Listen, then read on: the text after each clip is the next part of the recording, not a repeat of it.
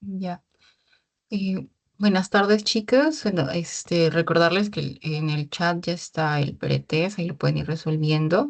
Ok, tienen 15 minutitos. El día de hoy vamos a ver la sesión número 14 del tema ya relacionado a neurooficio.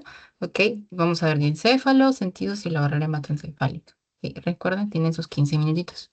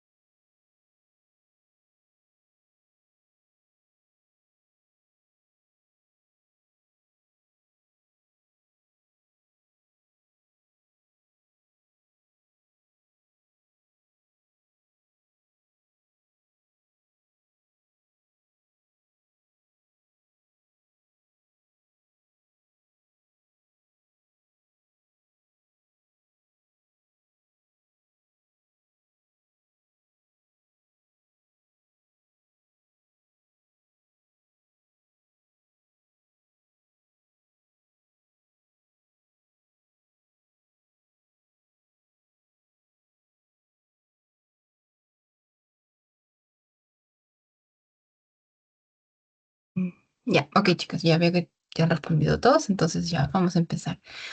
Bueno, es el último tema que vamos a ver, la sesión 14. Vamos a hablar de encéfalo, los sentidos y la barrera hematoencefálica. ¿Ok? Aquí tienen esto, y aquí tiene el índice de encéfalo, sistemas sensoriales. Vamos a hablar de visión, audición, olfato, gusto. Vamos a hablar de la barrera hematoencefálica y también del líquido cefálico. ¿Ok? Listo. Primero, el diencéfalo.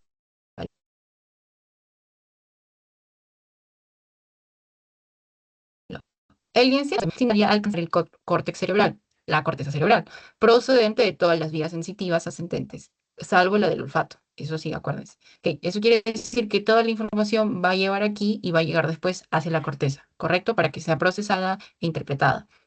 ¿Listo? Se le considera parte del prosencéfalo y está ubicada entre el telecéfalo y el tronco del encéfalo, ¿correcto? Está subdividido en estas cuatro partes: tálamo, hipotálamo, subtálamo y epitálamo. ¿Correcto? Aquí lo podemos, digamos que esto es lo que rodea el encéfalo, ¿correcto? Eh, Virtualmente no vamos a poder decir, ah, ya, hasta tal punto está el tálamo. En esta imagen no, ahí tengo otra imagen donde se ve mejor, ¿ok? Y está separado también, por el tercer ventrículo. El tercer ventrículo se encuentra en la línea media del cerebro, ¿correcto? Está dentro del encéfalo, es una separación, que forma una hendidura que está situada entre los dos tálamos y las partes del hipotálamo, que también lo vamos a ver ahí un poquito en las siguientes imágenes, ¿no? Ok, entonces, aclarando esto, ¿no? Aquí se va a recibir toda la información de las vías sensitivas ascendentes, o sea, todo lo que va a recibir, todo lo que vamos a percibir de aquí y de lo que hemos visto en las clases anteriores, ¿no? Es somatosensorial, también olfato, gusto, etcétera. Todo va a llevar salvo esto, olfato. ¿Ok? Listo. Entonces ahora vamos a ver estas siguientes imágenes de aquí. ¿Ok? Aquí vamos a ver ya en una gráfica sencilla ya esta es un poquito más detallada. A ver, un momentito, quiero hacerle zoom. Ya, listo. Ay, mi mouse. Ya, listo. Digamos que aquí es donde nos encontramos en el que acá calmo, etcétera. Bueno, esta es la manera como vamos a aprenderlo así. Listo. El otro de acá, obviémoslo, esto es la corteza, los lóbulos, frontal, parietal, etcétera, ¿no? Pero más o menos aquí lo vemos esto, ¿correcto? Ay, quiero aumentar. Ya, ok. Y aquí es donde vamos a percibirlo un poquito más de cerca aún, ¿no? Se ve la imagen, ¿no? No está pixelada, ¿no? ¿Sí? Ya, y aquí es donde ya vamos a ver, vamos a comenzar a ver lo que es el tálamo, y por aquí ya tenemos una idea más o menos de lo que vamos a ver del hipotálamo, ¿correcto? Ya, como tal, el tálamo, también denominado tálamo dorsal, está ubicado por encima del surco talámico, ¿ok? Y se extiende desde el foramen interventricular, de forma caudal hasta el nivel del rodete del cuerpo calloso. Ok, vamos a verlo por aquí. Listo. Acá se puede ver por colores quién es hipotálamo, quién es el tálamo dorsal, el epitálamo y el área del subtálamo. ¿Ok? Listo. Ven. Esto de acá verde que estamos viendo aquí, este es el hipotálamo. Y sí, estas estructuras son muy pequeñas, sin embargo, tienen muchas funciones. ¿Ok? No solamente hemos hablado en la clase anterior un poco de las funciones relacionadas a la regulación, de nuestro sistema endocrino del hipotálamo, que el tálamo aquí, o tálamo dorsal, eso recuérdelo. Si no le dicen tálamo, les van a hablar sobre el tálamo dorsal.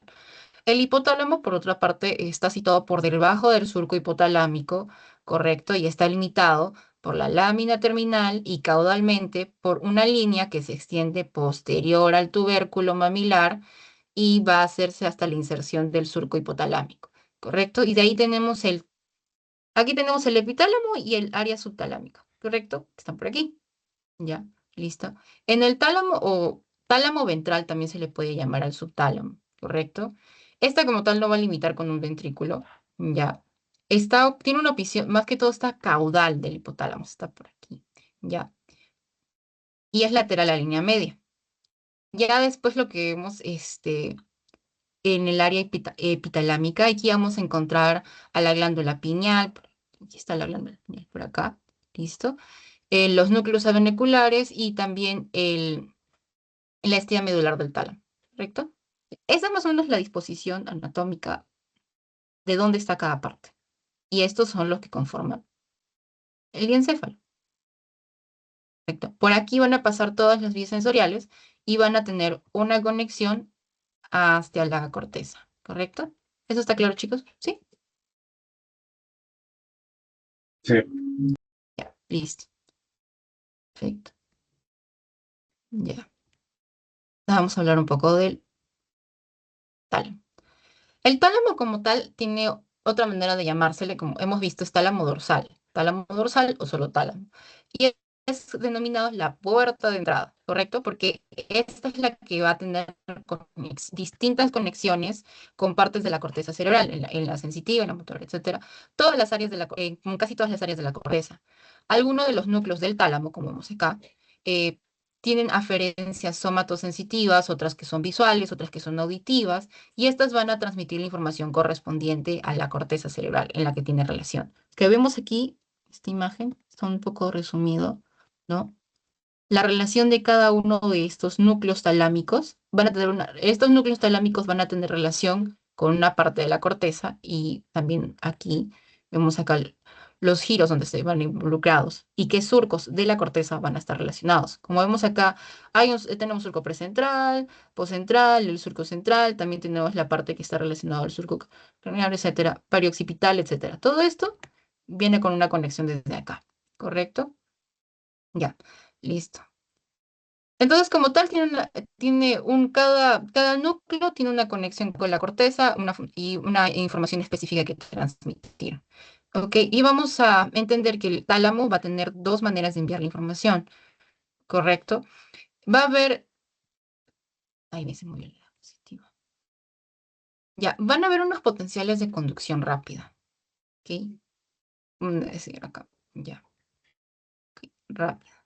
El primero, estos primeros de conducción rápida, que van a tener una respuesta de excitación de pocos milisegundos, o sea, es rapidísima, ¿correcto? Que nacen en los somas neuronales en el área reticular del tronco del encéfalo, o sea, por aquí, ¿no? Este es el tronco y de aquí ya estamos subiendo al encéfalo. Lo voy a poner así bueno, acá está el cerebelo, ¿no? Etcétera. Ya, pero que vienen desde aquí, desde el tronco y aquí. Listo. Y como tal, estos van a liberar acetilcolina y que va a actuar como agente excitador, ¿no? De nuevo, esto es rápido, ¿no? Se envían señales que duran milisegundos y lo importante aquí es que van a actuar como excitador, como estimulador. Y de nuevo, otra vez la acetilcolina se degrada para ser vuelto a usar así de manera sucesiva. Correcto. Y por otra parte tenemos una segunda señal excitadora, o sea, están las que duran unos milisegundos y las que pueden durar hasta unos cuantos minutos, que es lo segundo. Estas se originan más que todo también en el área reticular excitadora del tronco del encéfalo, pero estas se les puede decir conducción lenta y hacen sinapsis con los núcleos talámicos intralaminares y los reticulares que cubren la superficie del tálamo, ¿correcto? Estas también se van a llegar a tener una distribución en la corteza. ¿Listo? Y como va aumentando la excitación, va teniendo un aumento progresivo que, como les dije, puede llegar de hasta un minuto, o sea, de pocos segundos hacia un minuto. No es como la primera señal que es producto de excitación mediante la acetilcolina que va a ser reusada en cuestión de milisegundos, sino que esta toma hasta un minuto, es algo más lenta en comparación con la primera, ¿correcto? Son dos vías rápidas, pero una es más rápida que la otra. Eso sí quedó claro también, ¿no? Ya. ¿Y, y por qué razón es importante esta segunda vía de señalización? Porque va a mantener una excitabilidad a largo plazo en el encéfalo, ¿correcto? Para que siga persiguiendo toda este, para- hacia el tálamo, ¿correcto? ¿No? Porque la información sensitiva es constante, ¿no? Ahorita, por ejemplo, yo estoy hablando, estoy realizando, estoy hablando, ondas de sonido, la van a percibir ustedes. Y esto es constante, todo el medio que nos rodea nos está estimulando, ¿no? Entonces, esto tiene que estar activo, tiene que estar capacitado para poder recibir la información. ¿Correcto? ¿Sí? ¿Eso se entendió también, chicos? Sí. Ya. Sí. Entonces aquí vamos a hablar un poco de los núcleos. Ya, chévere. Ya. aquí están algunos ejemplos. Están con sus acrónimos, correcto. Anterior, geniculado lateral, medial, etcétera. ¿No? Vemos acá todos. Y aquí están las disposiciones, ¿no? Posterior, así, medial, radiculado, lateral, anterior y caudal. Fíjense de esto como para que no se pierdan. Ah, ya, medial era el que estaba para aquí, en esta dirección, ¿correcto? Listo. Ujú. Ya, por ejemplo, el ventral lateral está relacionado a la función motora. Ok, voy a ir como mencionando cada uno de ellos para que vayamos recordando ya. Ventral lateral, correcto, está relacionado a la función motora y a qué giro va a estar vinculado, al giro precentral y paracentral anterior. Listo. Ya, el posterior lateral está por aquí. El posterolateral, por otra parte, está relacionado a sensibilidad del cuerpo y está relacionado al giro postcentral y paracentral posterior. ¿Listo? El posteromedial está relacionado a sensibilidad de la cara y está relacionado al giro postcentral. Como les dije, en cada núcleo aquí está relacionado a una parte, a un giro de la corteza, ¿correcto? Porque estos giros son donde estamos relacionados. Por ejemplo, aquí en la parte precentral, postcentral, y esto es relacionado a funciones motoras en el lóbulo frontal, ¿correcto? Igual la parte sensitiva, ya, ¿entienden? Se está entendiendo en la parte de la corteza sensitiva. Sí se está entendiendo eso, chicos, ¿no? Listo. Una consulta. Ujú. Mencionaste que el ventrolateral esto sirve para la función motora y está relacionado con el giro precentral y paracentral anterior. Sí. Y el otro que mencionaste es que está relacionado con el precentral y el paracentral esto posterior. ¿Cuál era? Ah, ya, el postcentral y paracentral posterior es el postlateral. Postlateral. Sí, el postlateral. Y esa sensibilidad de qué parte del cuerpo? Sensibilidad del cuerpo en general, ¿ok? O Bueno, sea, listo. todo lo que percibimos, ya. Gracias. Ya, por ejemplo, pero en cambio, de manera específica, relacionado a lo que me consultas, ¿no? El póstero-medial es el que está relacionado a la sensibilidad de la cara. Ah, ok. Listo. Ajá, bien. Que es el giro postcentral. Ajá, Ya. sí, bien. Listo. Y después tendremos aquí el geniculado medial, que está relacionado a la audición, y este en el giro temporal, ¿ok? Por la zona temporal. O sea, ven cómo se va asociando, ¿no? Para recordarse, ¿no? Por ejemplo, ya, temporal, lóbulo frontal, lóbulo occipital, lóbulo tal. O sea, lo pueden ir relacionando de esa manera? Ah, ya esto está relacionado con tales sentidos y cuáles eran las funciones de este lóbulo, ¿no? Y así se acuerdan más o menos qué núcleo talámico estaba vinculado. Porque, como ven, son varios, ¿no? Pero si hacemos esas asociaciones, nos damos cuenta, ah, ya, esto es un poquito más práctico de aprender, ¿no? Y, por ejemplo, también el núcleo anterior de acá, está vinculado con el giro singular. Y este es el que está relacionado al comportamiento, ¿correcto? El geniculado lateral, por otra parte, está relacionado a la visión. ¿Listo? Este está ubicado tiene vínculo con el córtex del surco calcarino, perdón. Y el geniculado medial, como les dije, no, la audición, ¿correcto? Ya. También tenemos núcleos de asociación, ¿no? Que van a recibir aferencias de información, tanto de distintas estructuras o también de regiones corticales. Estas van a enviar información, ¿no? De asociación. Y estos núcleos de asociación pueden ser dorsomedial, laterodorsal, o también pueden ser lateral posterior o el complejo pulvinar. Ok, es asociación, o sea que van a asociar la información. Ok, listo. Después tenemos una clasificación también que puede ser en relación a estímulos específicos y no específicos. Que hoy, para ser claros, inespecíficos. Los específicos son de respuesta rápida y se localizan en el córtex ipsilateral, se recuerda. Y por otra parte, tienen asociación con los núcleos de relevo. Ya. En cambio, los inespecíficos, por otra parte, están en ambos hemisferios, correcto, pero están latentes. Participan más que todo en la excitabilidad de la corteza o cortical, ¿no? Por ejemplo, el,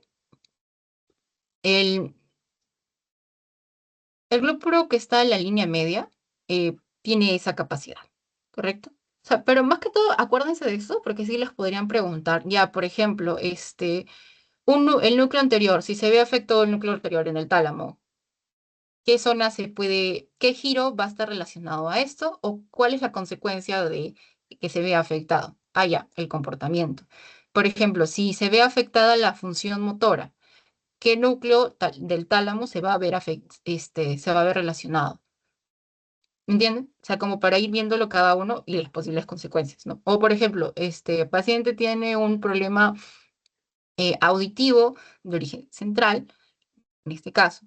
¿Qué núcleo talámico podría estar vinculado? ¿Ve? Ujú. Sí, como para que vayamos haciendo las asociaciones. ¿Sí se entendió eso, chicos? Sí. Sí.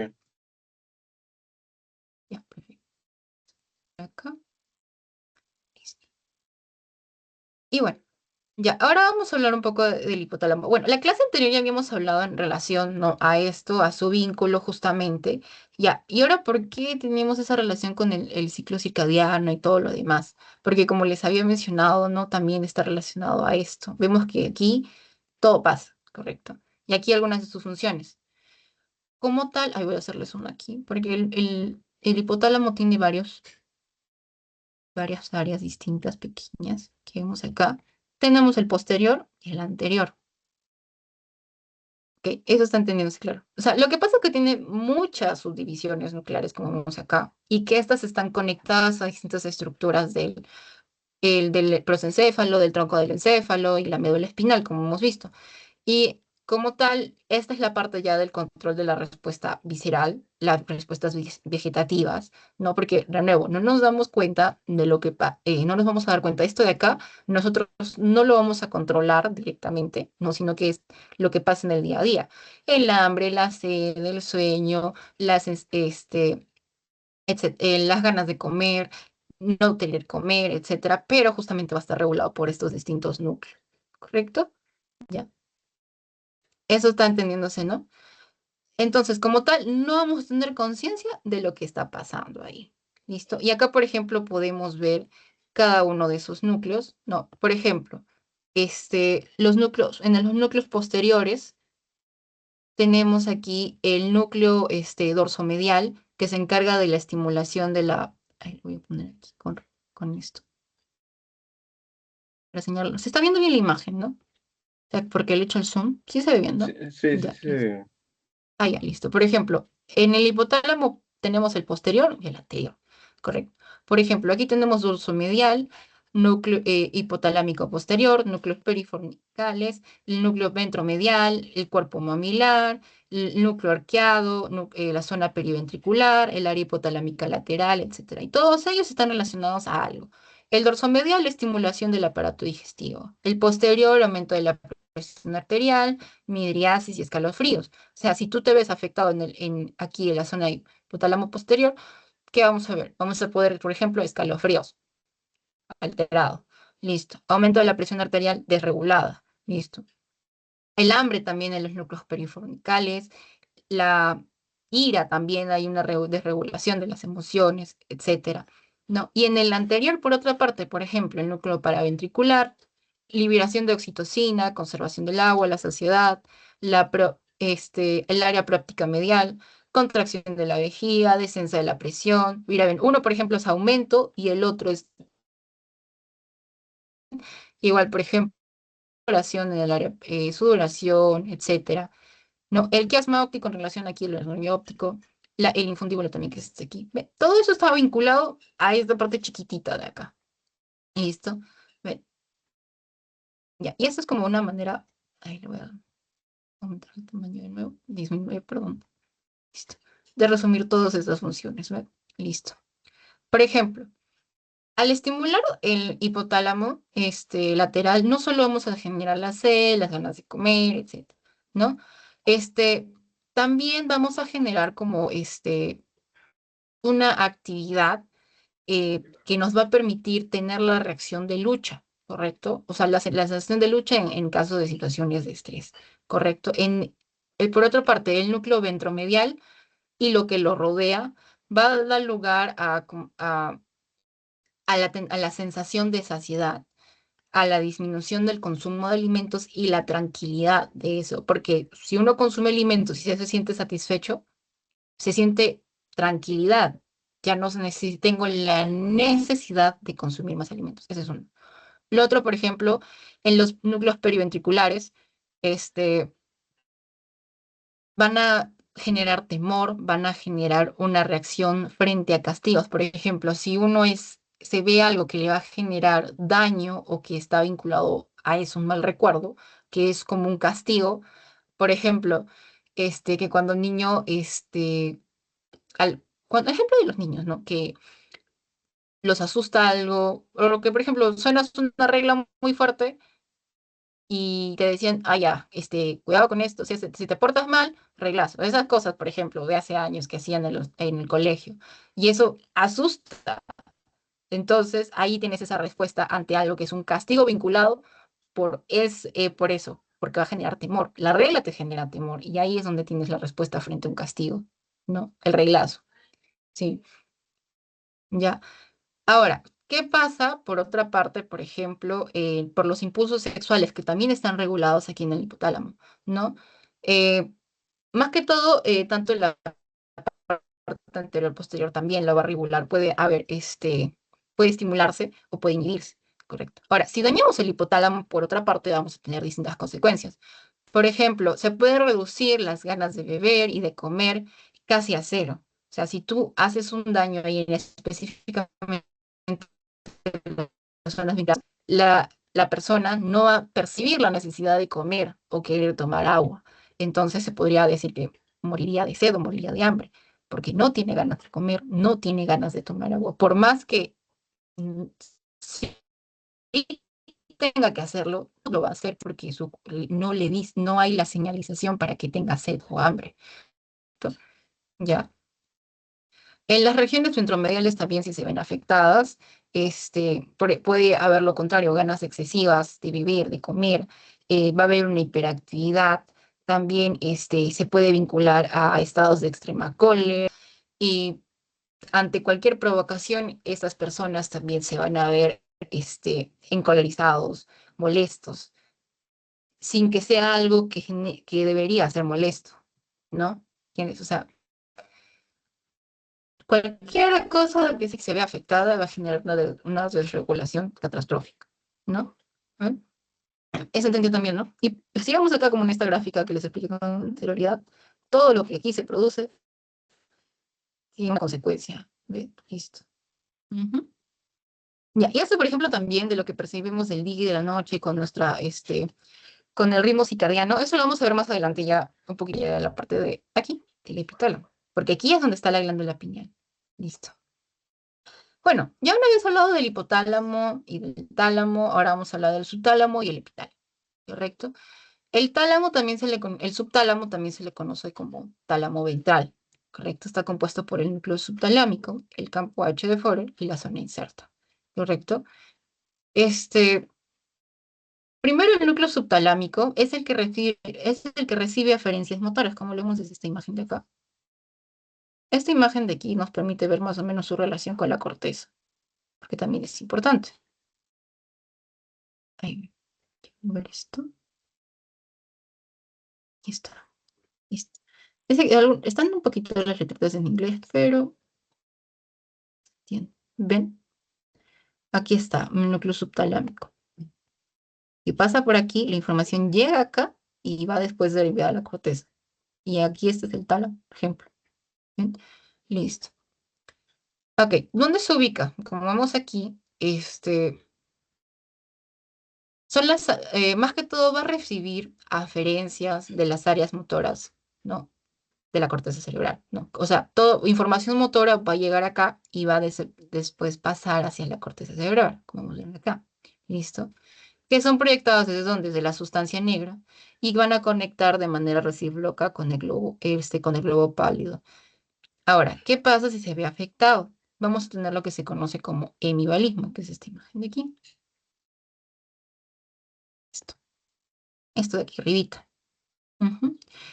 El hemibalismo se produce por lesiones vasculares que van a afectar principalmente las ramas posteromediales de las áreas vertebrales, de las arterias cerebrales posteriores, ¿ok? O si no, como tal, la comunicante posterior, ¿ya? ¿Qué vamos a tener con el hemibalismo? Van a haber movimientos bruscos, rápidos, enérgicos, arrítmicos, eso hay que tenerlo en cuenta, y intensos. que pueden incluso provocar una caída o una lesión. O sea, te puedes autolesionar debido a eso, ¿no? Y como tal va a impedir con las actividades diarias del paciente, ¿no? No va a poder comer, no va a poder vestirse solo, ¿no? Y no tienen, no tienen inicio ni una duración definida. O sea, puede estar incontrolable. O sea, puede empezar en cualquier momento a hacer los movimientos y no vamos a poder decir, duran 3 minutos, 2 minutos, 1 minuto, cuestión de segundos, para y vuelve, ¿no? Son incontrolables y no tienen pausa. ¿Listo? Ya, listo. Por otra parte, tenemos aquí la zona inserta. Está aquí. Ya. La zona inserta como tal se localiza encima del núcleo subtalámico. Aquí está. Está aquí nomás. Listo. Y está separada por el fascículo lenticular. Esta contiene neuronas de proyección que va a generar una proyección hasta distintas zonas de la corteza cerebral, el colículo superior, y también llega a tener afección también en la zona de la porción basilar del puente. Como tal, de nuevo, esto está vinculado a la corteza motora, ¿listo? Y también tiene una relación colateral del lemnisco medial. Ahora, el área perrubral o el campo frontal, como se le llama, ¿listo? Se localiza inmediatamente rostral al núcleo rojo y medial al núcleo subtalámico. Tenemos acá. O sea, estas zonas de acá están muy relacionadas aquí al núcleo subtalámico. ¿Correcto? Aquí se ven estas líneas, donde vamos a ver las líneas hechas. Ya, listo. Ok. Y estas también son fibras que tienen conexión también con la corteza. Ahora, ¿por qué son importantes como tal estas tres? Porque van a estar relacionados a la integración de la información motora, como hemos estado viendo, todas tienen conexión con la corteza motora, ¿no? Entonces están vinculadas a la modulación del movimiento. La información y se va a tener una respuesta, ¿correcto?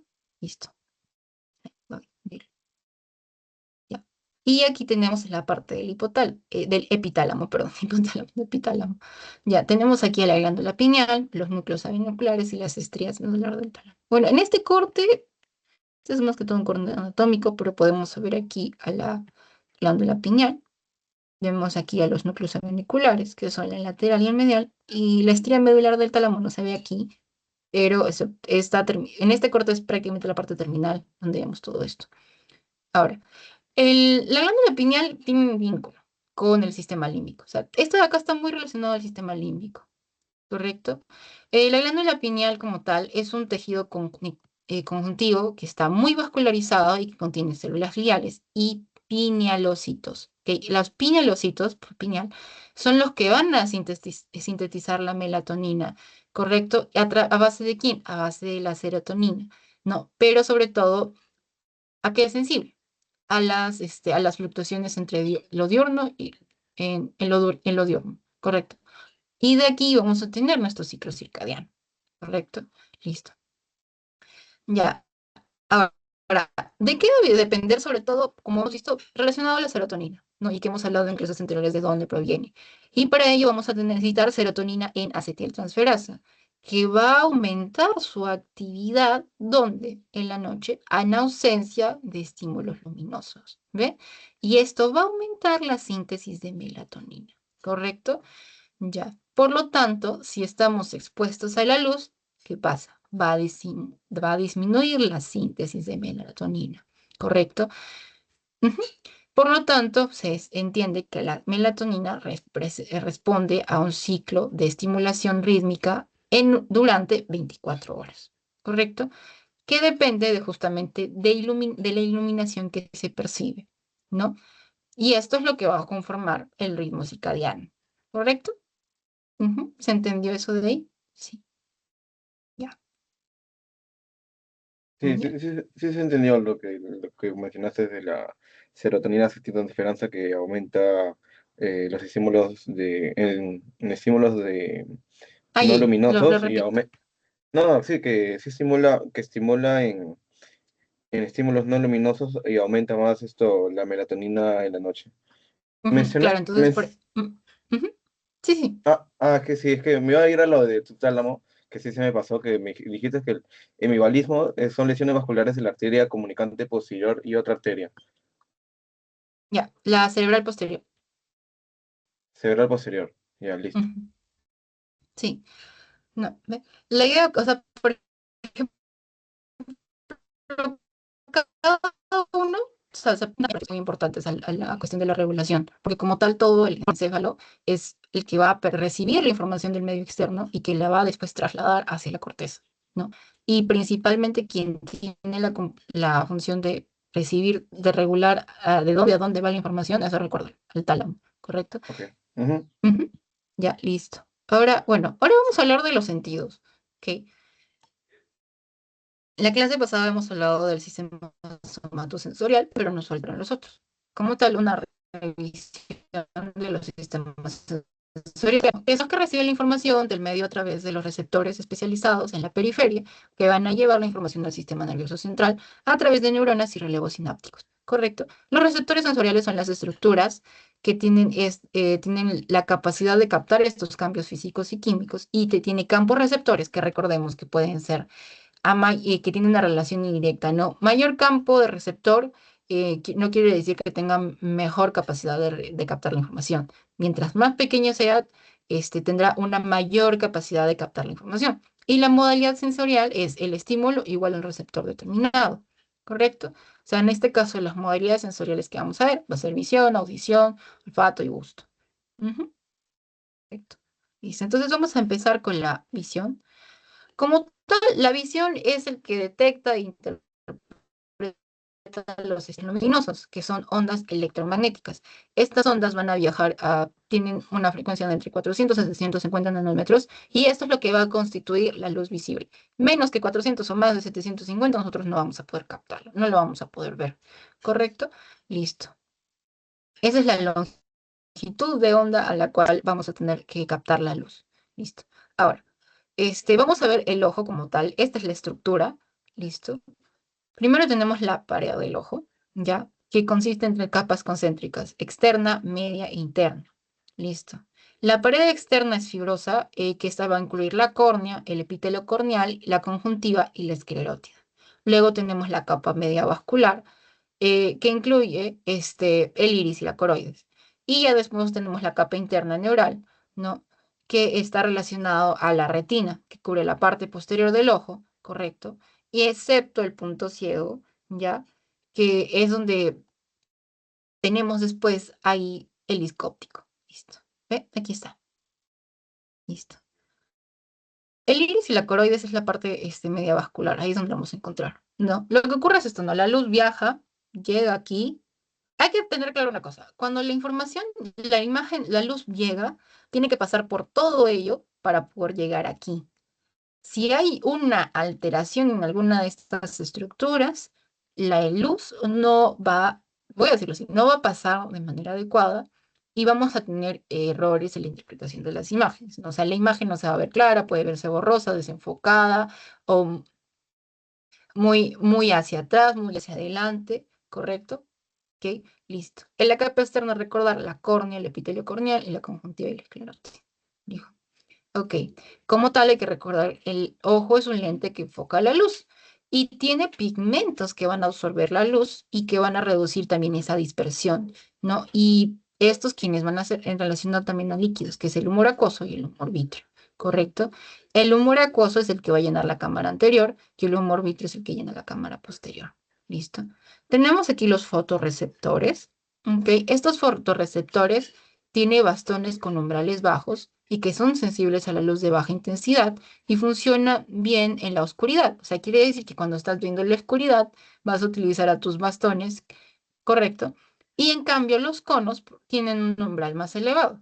Estos, por otra parte, operan con la luz diurna, ¿no? Entonces van a tener más agudeza durante el día, ¿correcto?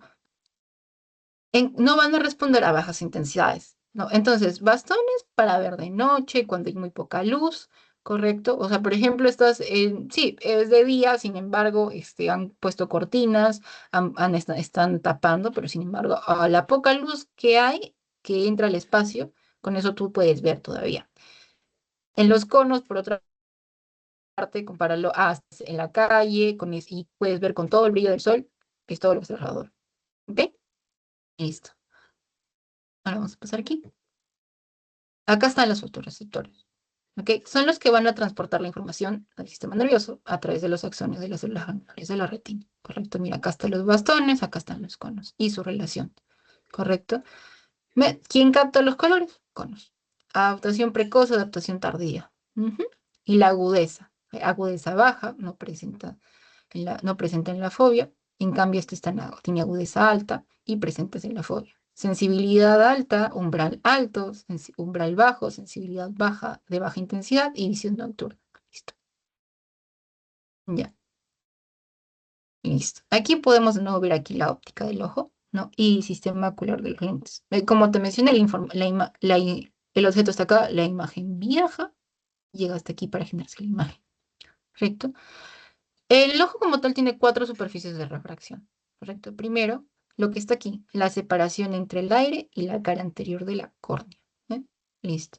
Luego, aquí está la separación entre la cara posterior de la córnea y el humor acuoso, que está aquí.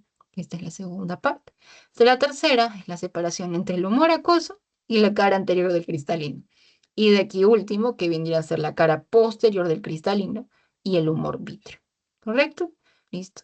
Estas son las cuatro superficies de refracción de la imagen, para que al final aquí tengamos una imagen, ¿correcto? O sea, de nuevo, eh, si se afecta la córnea, no podemos, la imagen se ve afectada, igual que aquí el cristalino, no, igual lo mismo aquí también en el humor vitrio, ¿correcto? Listo. Mm, ya.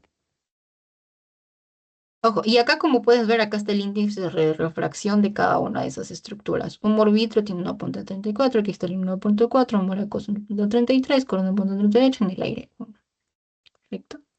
Ya. Y aquí vamos a hablar de las vías ópticas y las sesiones de las vías ópticas. De algo hemos hablado un poco en la clase anterior también, ¿no? Listo. Ujú. ¿Hasta acá se está entendiendo todo? ¿Sí? Sí, sí, sí, de los cuatro periodos de refracción, sí, clarísimo y también, sí, todo está bien. Ujú. Ya, listo. Ya. Bueno, ojito que hay que recordar que la imagen hasta acá va a llegar de forma invertida y ya después se va dentro del cerebro. Vamos a hacer esa corrección. Correcto. Listo. Ya, aquí está esta parte. Ok. El, En las vías ópticas como tal, vemos aquí justamente el campo de visión. La información llega a los ojos, es captada, ¿correcto? Y es transportada a través del nervio óptico. Del nervio óptico llega aquí después en el quiasma óptico, hay un cruce aquí, ¿no? Y llega después hacia el tracto óptico. Del tracto óptico va a viajar después al cuerpo geniculado lateral, el tracto geniculado y después viene aquí a la corteza occipital. ¿Listo? Ya. Esa es la ruta por donde debería pasar normalmente, ¿correcto? Ya. Y como has recordado en la clase anterior, hemos visto que esto va a generar una respuesta, ¿no? Ahora, ¿qué pasa si estas vías se ven lesionadas? Correcto. Por ejemplo, tenemos una lesión del nervio óptico.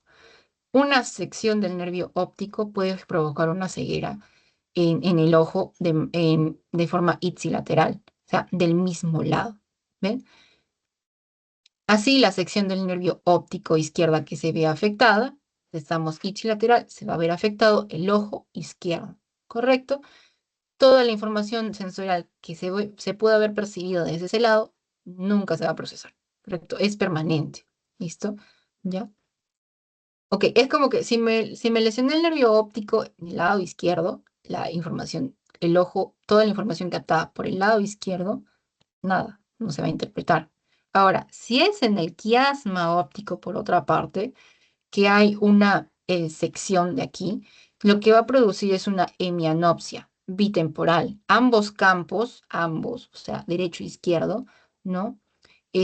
Van a verse afectados y toda la información no transmitida aquí, se va a perder. ¿Listo? Eso es esa es la lesión del quiasma óptico. Ahora, por otra parte, si es del tracto óptico adquisito, ¿ok? Lo que va a provocar es una hemianopsia, pero contralateral. La otra era bitemporal, ¿no? Ambos lados, ambos campos, pero esta es contralateral. Eso hay que tenerlo en cuenta, esa es la diferencia. Correcto. ¿Y qué quiere decir? Que es solo un ojo, ¿ok? Listo. Ya. Y por otra parte, del tracto geniculado. Geniculo calcáreo, genícula. No, esta es la sección donde causa una hemianopsia también, pero contralateral, que va a conservar la mácula, ¿no? Ok, la mácula se ve intacta, ¿no? Pero sin embargo va a haber afecciones aquí. ¿Eh? ¿Listo? ¿No? ¿Hasta ahí se entendió? ¿Sí?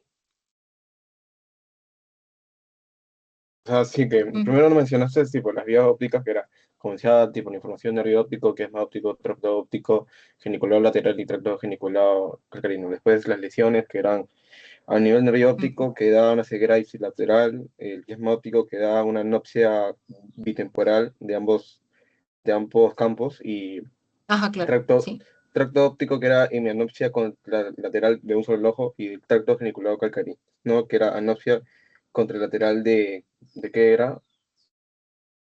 Ujú. Ah, Hemianopsia ya. contralateral a nivel del tracto geniculado calcarino. Ujú. Sí, o sea, en este caso solo se va a ver afectado un ojo, pero del lado opuesto. O sea, listo. O sea, por ejemplo, si se ve este de aquí, el lado izquierdo se va a afectar el lado derecho. Si se afecta el lado derecho, desde acá el tracto del lado derecho se va a afectar el lado izquierdo. ¿Correcto? Ese es a Ujú, nivel del tracto génico calcarino.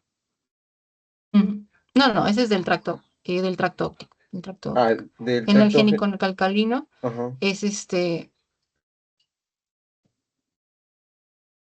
Ah, ya, perdón, lo siento. No, no te preocupes, sí, te entiendo, no hay problema. No creo que estoy. Sí. Este, como tal, también un daño. Sí, hay un daño, ¿no? Pero más que todo esto es un daño de la corteza, ¿no?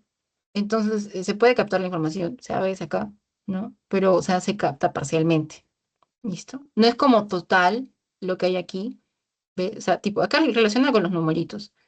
Si se hubiese aquí es total de un solo ojo, acá parcialmente, ¿no? Y aquí también de manera parcial. Ya en nervio óptico sí, no se percibe nada, ¿ok? Listo. Ok, listo, Ujú, gracias. listo. Ya. Ahora vamos a pasar a la audición, ¿correcto? Como tal, la audición es la transducción de las ondas sonoras de energía eléctrica que se va a proceder a transmitir, ¿no? Al sistema nervioso. O sea, ¿qué es que ocurre? El sonido se va a volver electricidad y esa energía eléctrica que va a ser transmitida después al sistema nervioso, ¿correcto? Estas ondas van a generar una compresión y una descompresión que va a ser transmitida por medios elásticos como el aire o el agua, ¿correcto? Y estos se miden decibeles. Tenemos el oído externo, el oído medio y el oído interno, ¿correcto? ¿Qué hace el oído externo? El oído externo es el que va a redirigir las ondas sonoras, ¿no? Hacia el conducto auditivo para que esta información sea transmitida hasta la membrana timpánica, que está el tímpano. Estas ondas sonoras van a mover la membrana timpánica y esto va a generar un movimiento en esta cadena de huesecillos, martillo, yunque y estribo, ¿correcto? Esto va a generar un desplazamiento del líquido del oído interno debido a las ondas sonoras, ¿no? Entonces, como tal, esto va a generar que tengamos la transformación de la información para que sea transmitida al sistema nervioso. Ya en el oído interno, que consta del laberinto óseo, ¿correcto? Y también bueno, el laberinto óseo y el laberinto membranoso que tenemos aquí, los conductos semicirculares, el vestíbulo, ¿no? Etcétera, va a permitir que la información pase. El laberinto membranoso va a estar compuesto por la rampa timpánica, va a estar compuesto también por la rampa media y la rampa vestibular. ¿Listo? Ya después lo que tenemos aquí de la cóclea, ¿no? Y el vestíbulo, que está por aquí, listo. Son estructuras que también van a generar otra parte también de la transformación de la información. Y aquí es donde están las células receptoras de sus cambios.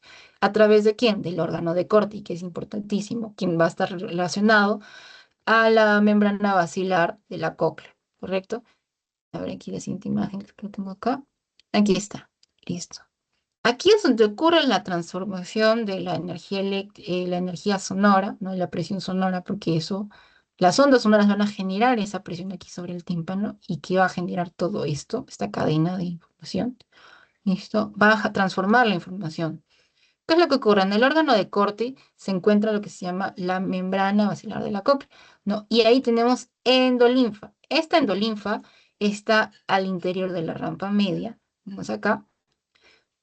¿Y qué es lo que va a permitir la transducción de esta información? ¿Correcto? La endolinfa se va a mover, ¿correcto? Y esto va a generar que aquí en el órgano de Corti se muevan aquí como unas vellosidades, ¿no? Que van a percibir esos cambios, esos movimientos. Como vemos acá, onda sonora, vibración en el órgano de Corti, que va a generar inclinación de estos cilios y las células ciliadas, lo que vemos aquí. Aquí están las células ciliadas. Va a generar un cambio de la conducción, pero justamente ¿por qué? Porque hay potasio en este líquido, ¿listo? Y esto va a generar después un potencial del receptor oscilatorio, que es aquí justamente el microfónico no coclear. Va a generar una liberación intermitente de glutamato y esto va a generar un potencial de acción intermitente entre el nervio coclear gerente. ¿Ven? Todo eso. O sea, ves que con este cambio, con estas, desde ondas sonoras que estimulan estas vibraciones, ¿no?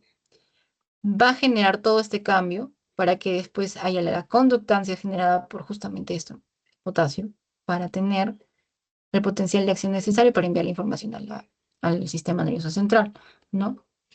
Listo. Ahora, ¿quién es el encargado de enviar esta información? El nervio vestíbulo coclear, el par 8, ¿ok?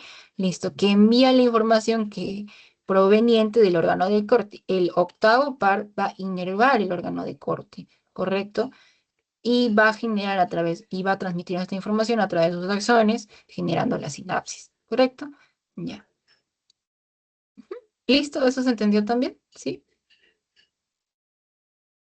Ah, sí, o sea, ondas sonoras, después llega al órgano corti, la endolinfa, que hace que se muevan las células ciliadas y, bueno, hace el cambio de conductancia del potasio. Y después el Ujú. potencial del receptor oscilatorio libera glutamato y, bueno, cambia el potencial de acción de las células intermitentes, Ya, de y los... esto, este cambio de conductancia, ahí justamente este cambio de conductancia, ¿cómo lo consideraríamos? Que está hiperpolarizada, despolarizada, ¿qué sería? hiperpolarizado. Ya. En este caso sería una despolarización, porque este es el cambio. Que aquí cuando no están las ondas, ¿no? No pasa nada, ¿correcto? Entonces tenemos que despolarizarlo para que se produzca ese cambio. ¿Y cómo se va a Ah, producir sí, el cambio? perdón, Por sí, sí. potasio. Ujú, sí, Sí, despolarización. listo. Se despolariza, se produce el cambio, ¿no? Ujú, ya, listo. Ujú. O sea, las ondas sonoras van a generar el movimiento de los cilios. Sin el movimiento de los cilios no vamos a poder tener este cambio de conductancia también, recuerdo. Correcto. Entonces, y a través del movimiento de justamente esta sustancia que tiene potasio, ¿no? Porque hay que recordar eso. Porque te podrían preguntar también aquí, por ejemplo, ¿ya quién es el responsable del cambio a través del movimiento de los cilios? El cambio de la conductancia, el cambio de la carga, que va a generar que tengamos esta transducción sensorial aquí. Ese es el punto importante. Porque ya el resto de los procesos son los que son consecuencia de, ¿no? Listo. Entonces, esto va a generar el cambio del potencial de acción, ¿correcto? Entre célula y célula, para que tengamos después el envío de la información ya a través del octavo par. Listo. Ya, Listo. Ujú. ya, listo. Entonces, después vamos a pasar ahora del olfato. El olfato es el que detecta los estímulos químicos y transduce la información también en forma de energía eléctrica. No, o sea, como tal, todos esos estímulos mecánicos o químicos van a ser transformados en energía eléctrica. Ahora, el olfato como tal es, tenemos aquí la cavidad nasal, los nervios olfatorios, el bulbo olfatorio, bueno, la lámina cribosa y el tracto olfatorio. Todo esto de aquí es lo que va a captar la información. Listo. En el aire a través de los orificios nasales, ¿no? Van a estar circulando estos estímulos químicos, ¿correcto? Que van a llegar a la cavidad nasal, ¿correcto? Después van a pasar a la nasofaringe, ¿correcto? La cavidad nasal como tal contiene los cornetes. Los cornetes están tapizadas ahí justamente de todo este epitelio olfatorio que tiene aquí justamente las células receptores olfatorias, ¿no? El resto de la cavidad está tapizada por epitelio respiratorio. Solo aquí, justamente en los cornetes, es donde vamos a encontrar ese epitelio olfatorio, ¿correcto? Entonces, también los cornetes van a generar algo de turbulencia en el flujo de aire, ¿no? Listo. ¿Y qué vamos a hacer con las células olfatorias que están ahí? Las células olfatorias como tal son células que tienen receptores para estos estímulos químicos. Ya, estas células se les dice bipolares em, y tienen una derivación del mismo sistema nervioso central. ¿Cuánto hay de ellas alrededor en el epitelio? 100 millones del epitelio, hay en el epitelio olfatorio, ¿correcto? Y que dan sostén y que permiten que nosotros podamos captar estos estímulos químicos, ¿no? Oler como tal. ¿Listo? Ya, tenemos una capa mucosa y de aquí tenemos los cilios olfatorios que están aquí. Y toda la información después va a llegar aquí hacia el tracto olfatorio. ¿Listo? Ya, primero el extremo mucoso, ¿no? Está la parte de la mucosa, ¿no? Forma un botón, más o menos aquí. Estos botones, tienen unos cilios olfatorios o también pelos olfatorios como tal, que es esto de aquí, que he mencionado, ¿no? Que tienen un diámetro de 0,3 y tienen una longitud de hasta de 200 metros, ¿ya? Y estos se van a proyectar hacia el moco, así, ¿listo? Y que están revestidos más que todo en la fosa nasal, que recordar eso. Listo. Estos cilios como tal tienen después una proyección densa hacia marañas, ¿no? Y son encargados de reaccionar hacia los olores que vienen en el aire y van a estimular las células olfatorias. Entonces, aquí, listo. Ahora, después de eso, esta información va a pasar aquí y va a llegar al tracto olfatorio. ¿Tiene imagen más o no? Sí, aquí está. Aquí está la transducción de la señal olfatoria. Como tal, tenemos las moléculas olorosas, ¿no? Lo químico que está rondando en el aire, ¿correcto? Estos cilios, que son los receptores olfatorios, van a captar más de 1000 proteínas olfatorias, ¿correcto? Que están circulando. Y cada una de ellas va a codificarse por un gen diferente también, que está relacionado a células receptoras olfatorias diferentes. ¿Ven? Listo. Y justamente aquí está todo esto. Y esto van a ser relacionados a quién. ¿Quién los va a captar? ¿Quién los va a interpretar? Este, los receptores olfatorios que están relacionados a proteínas G. ¿Ven? Listo. Ya. Y como tal, cada uno tiene su codificación diferente. Por esa razón podemos interpretar, podemos captar distintos olores. Un olor A, un olor B, un olor C, no va a ser igual cada uno. Podrán tener características similares, sí, pero cada uno tiene su propio receptor. ¿Correcto? Una vez que estas proteínas olfatorias fueron estimuladas a través de los receptores, se van a unir y se van a acoplar a la quién, a la adenilciclasa por medio de una proteína G. Listo. En este caso, va a generar la unión de la sustancia olorosa y va a activar esta proteína G con la adenilciclasa. La adenilciclasa va a catalizar el ATP, ¿no? ¿A través de quién? A través de la AMP cíclica. Esto va después a aumentar los niveles intracelulares de AMPC cíclico, de aquí, que va a generar la apertura de quiénes, de canales iónicos, ¿no? ¿Quiénes estamos hablando? Sodio, potasio, calcio. Estos son los importantes que mueven esto. Esta membrana ya va a quedar despolarizada porque justamente la actividad de ellos, ¿listo? Entonces, va a generarse un potencial que va a desviar el valor de, del equilibrio que hay, ¿no? Entre estos iones, ¿no? Y esto va a generar que se genere la despolarización para llenar hacia el axón del nervio olfatorio, ¿no? Listo. Esto va a generar potenciales que van a propagarse hacia el nervio olfatorio, y del nervio olfatorio va a alcanzar al bulbo olfatorio. ¿Listo? ¿No? Y así es como se envía la información. Ahora, en relación a esto, ¿cómo llamamos a la ausencia de olfato? Anosmia. Hiposmia es la disminución del sentido del olfato. Disosmia es la distorsión del sentido del olfato. Ahora, si nos preguntan, por ejemplo, enfermedad relacionada con esto, infección, etcétera, COVID, hay que recordar esto siempre. Una señal de COVID, por ejemplo, anosmia, ¿no? Y también puede ser una consecuencia, puede ser como una secuela, ¿no? Listo. COVID-19, hay que recordar eso. Y bueno, y ahora vamos a pasar al gusto. El gusto como tal también es la captación, ¿no? De señales, de sustancias químicas, pero en este caso va a ser a través de la lengua, ¿no? O sea, la lengua como tal es donde vamos a encontrar todos estos receptores, ¿no?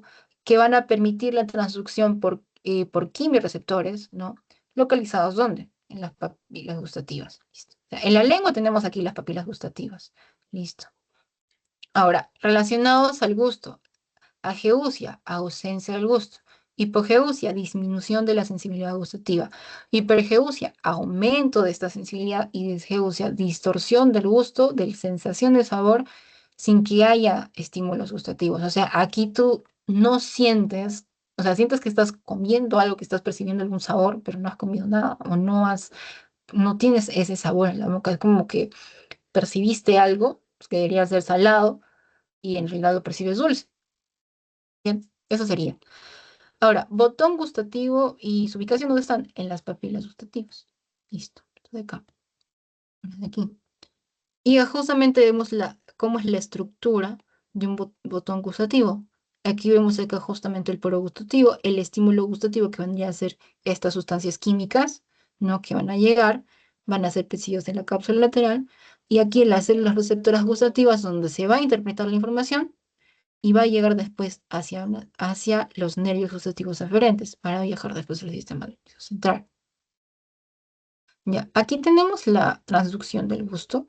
Como vemos, hay distintas formas de transducirlo para cada uno de esos. Aquí también vemos la distribución, ¿no? Que amargo, ácido, salado, dulce, el umami,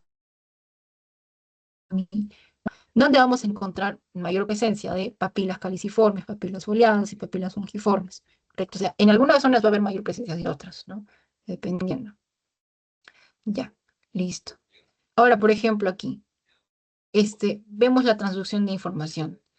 Estas 5 vías, amargo, dulce, umami, ácido y salado, van a generar esto. En este caso, por ejemplo, el amargo se une al receptor de la membrana acoplado de la proteína G, va a aumentar la actividad para liberar calcio, listo, y va a abrir canales RBP en una despolarización. Lo mismo pasaría aquí con el dulce y el umami, que se une también a receptores acoplados a proteína G, aumenta también esto y abre canales TRP y genera vascularización. Pero no pasa lo mismo con el salado y con el ácido, que en cambio estos van a penetrar y van a generar vascularización, pero no van a necesitar la apertura no necesitar estimular el aumento de la presencia de calcio o de IP3 para poder generar la despolarización, que es la diferencia, ¿correcto? Listo. O sea, los dependientes de eso sí te preguntan, ¿no? ¿Quiénes van a necesitarse para poder generar las despolarizaciones relacionadas a amargo o dulce? Ah, ya, correcto. Ah, ya. IP3 o el inosil trifosfato. Listo. Inosil trifosfato, calcio, ¿por qué van a aumentar? Por un sabor amargo, por un sabor dulce o por un umami. Vanessa. Listo. Ahora, eso es lo que va a desencadenar la despolarización. ¿Ya? Listo. Y esto va a producir directamente la despolarización. ¿Y por qué? Porque tienen su propio receptor aquí. El receptor en sodio C. ¿Listo? Lo cual va a producir una despolarización directa. Estos se llaman canales de sodio epitelial. Listo. ¿Ven? ¿Qué van a generar este cambio? ¿Ya? Ujú. Continuando, ahora vamos a hablar de la barrera hematoencefálica. ¿Se está viendo bien la imagen? Sí, ¿no? Siento que se está... Sí, creo sí, que sí, se la puso imagen. bien. Ya, listo. Ya. Por otro lado, la barrera hematoencefálica es una membrana selectiva permeable que regula el paso de la variedad de pequeñas y grandes moléculas en el microambiente de las neuronas.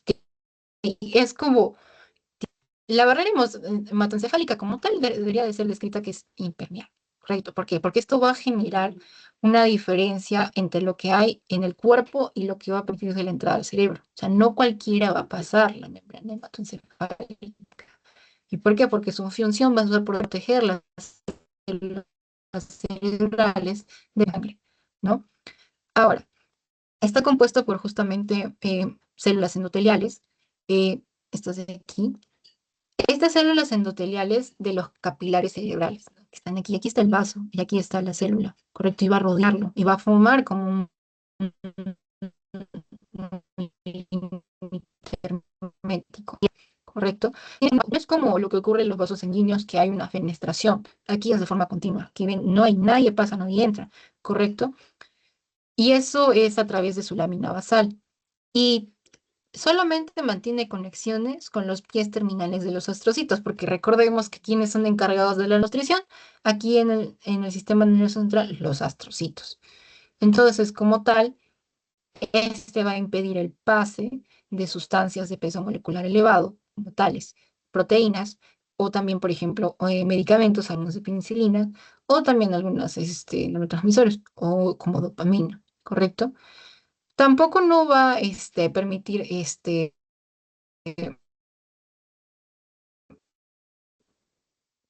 Ahora, ¿quiénes van a pasar con mayor facilidad? Las sustancias liposolubles. Pero más que todo, van a pasar a través de transportadores, ¿correcto? Ahora, otro a quien puede pasar esto sin ningún problema es la L-Dopa, que atraviesa también la barrera hematoencefálica.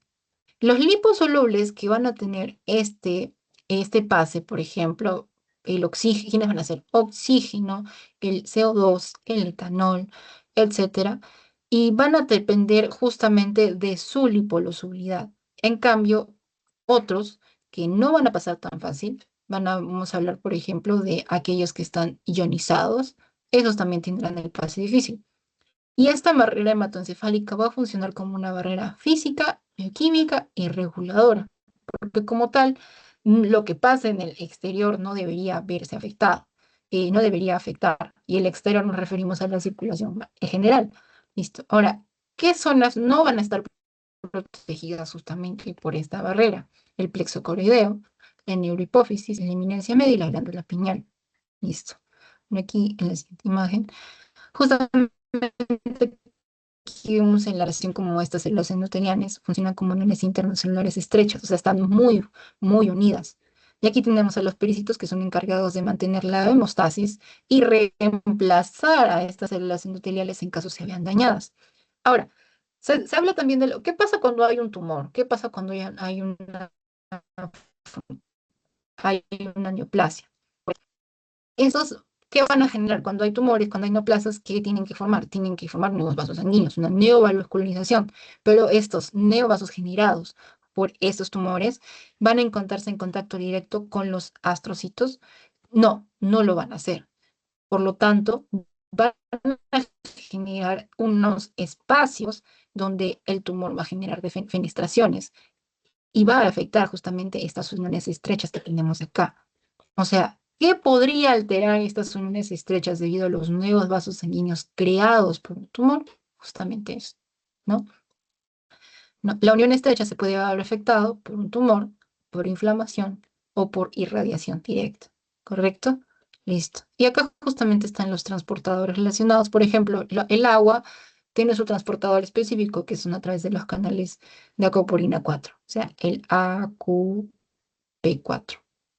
Ahí está.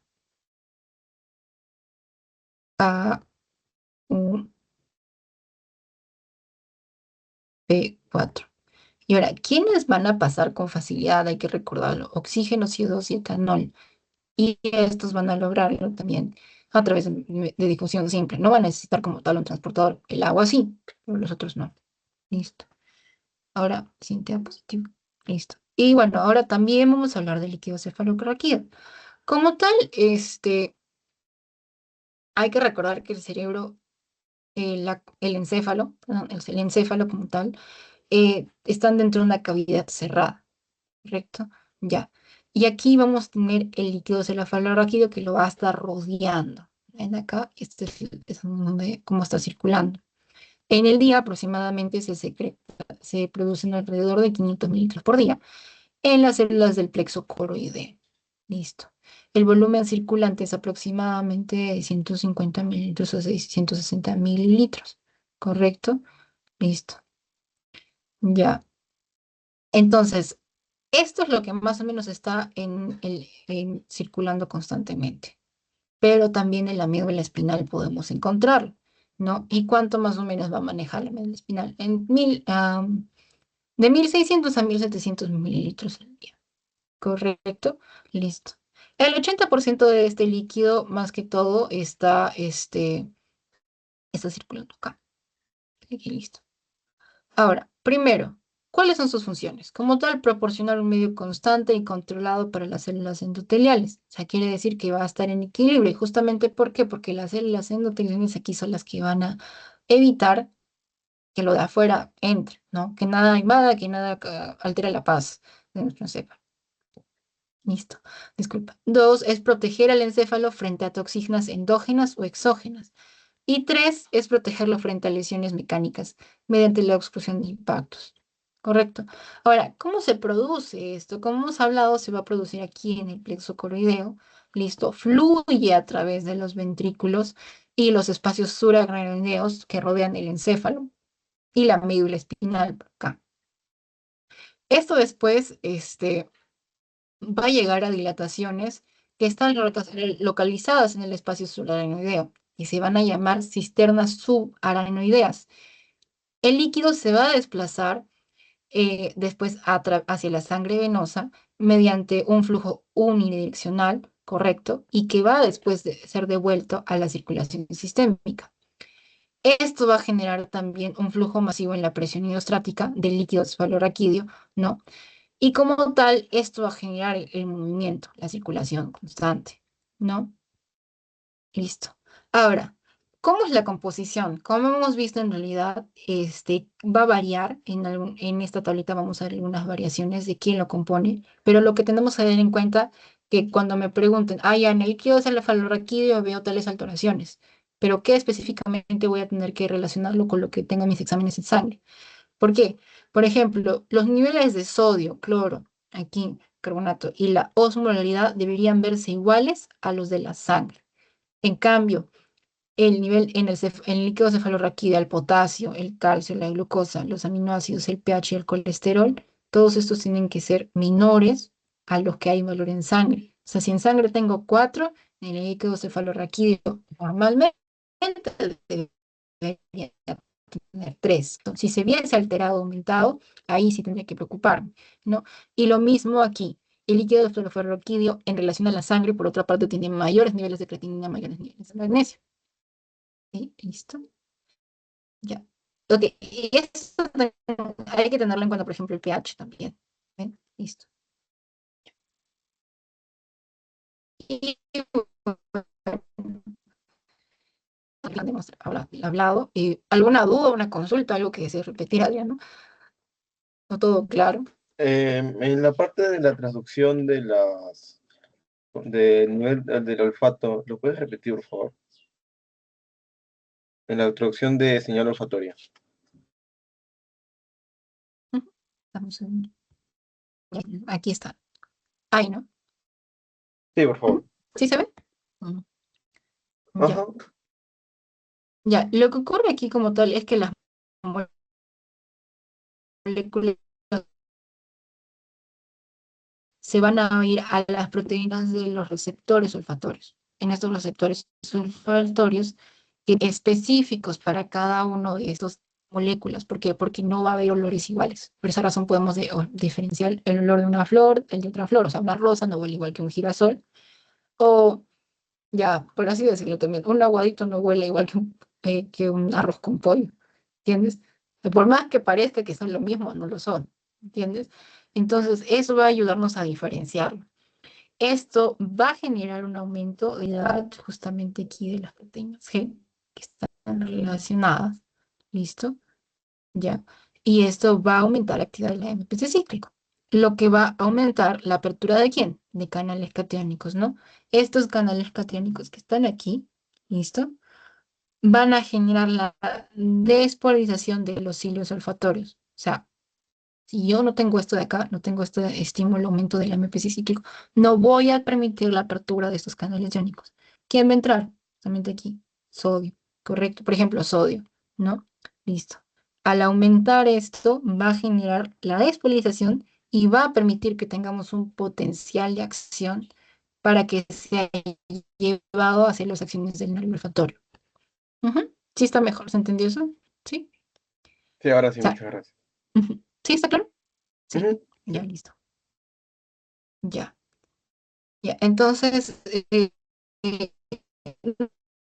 no te olvides también por osmia, eso sí te pueden preguntar, ¿no? pueden decir, ah, ya, la transducción del factor ya se ve afectada, listo. ¿Y qué podría ocasionar? Que podría ocasionarme una ausencia del olfato, como llamaría anosmia. O puede ser una disminución nada más, hiposmia. O disosmia, hay una distorsión acá de lo que estoy oliendo, ¿no? Que huelo A y después estoy oliendo que no, o sea, la canela me huele como clavo, algo así, por ejemplo. Ya, listo. Entonces, una vez visto esto, vamos a pasar al post-test. Un segundito.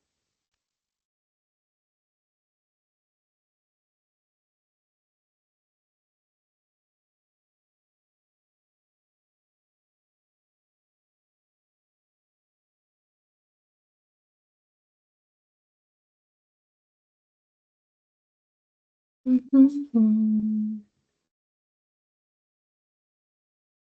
Ya, listo. Ya está en el chat. Recuerda, igual tienes 15 minutitos para ir resolviendo.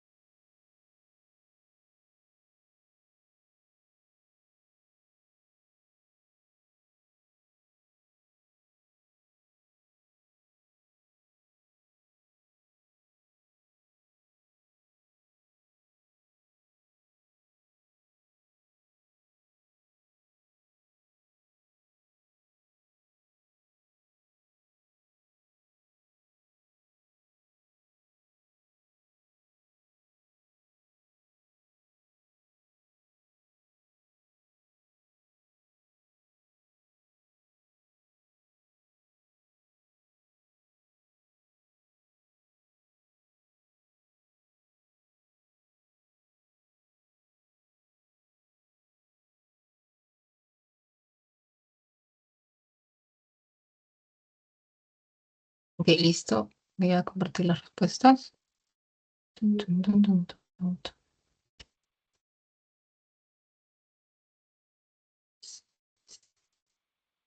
¿Está bien la ventana? No, no. Ya.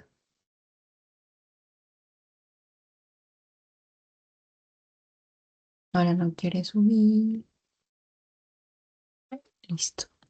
Y la primera pregunta, el paciente presenta una dificultad para mantener la vigilia, una respuesta cortical disminuida ante estímulos sensoriales. ¿Cuál es la siguiente estructura es más probable que esté afectada? En este caso vendría a ser el núcleo ventral, no, perdón, el núcleo intramedular del tálamo. Está ahí, quiere bajar, que no baja. Así, ya está, por ejemplo. Una lesión vascular que compromete el núcleo subtalámico. Aquí ya estamos hablando de lo que hemos visto en clase, ¿no? Podría presentar movimientos bruscos e involuntarios contralaterales. Se pierde la modulación inhibitorial, luego pálida externo sobre el subtálamo.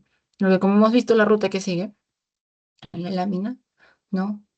Ahí después del subtálamo, luego pálido, y de ahí otros puntos más y llega a la corteza.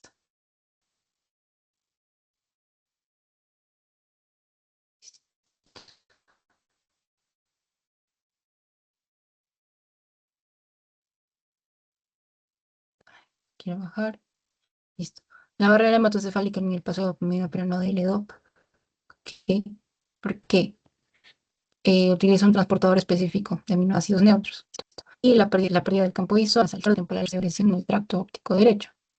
¿Listo? Ahí. Y la 6 y algunas arteriales se nace. Listo. O sea, es específicamente esto, porque hay que recordar que lo que permite que pase directamente. ¿Listo? Ya. Bueno, eso sería todo. Muchas gracias por su atención. Gracias. Este, no, hubo una que desees repetir preguntas. Todo claro. Sí, todo Ya. claro. Ya, listo, muy bien. Entonces, de nuevo, muchas gracias por tu tiempo. Hasta llegar hasta aquí. ¿Listo? 5 minutos.